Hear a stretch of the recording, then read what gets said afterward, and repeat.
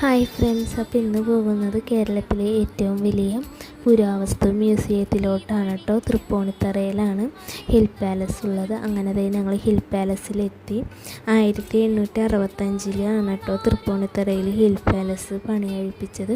അങ്ങനെ ഉള്ളിൽ കയറി ടിക്കറ്റൊക്കെ എടുത്ത് കയറി കുറേ കാണാനുണ്ട് കേട്ടോ ഇതിൻ്റെ ഉള്ളിൽ. അങ്ങനെ പുറത്തത്തെ വ്യൂ ആണ് കേട്ടോ ഇപ്പം ഞാൻ കാണിച്ചു തന്നത്. അങ്ങനെ കുറേ വീഡിയോസൊക്കെ എടുത്ത് കൊച്ചി രാജാവ് രാമവർമ്മ 14 1865 കേട്ടോ പണി കഴിപ്പിച്ചത് ഹിൽ പാലസ്.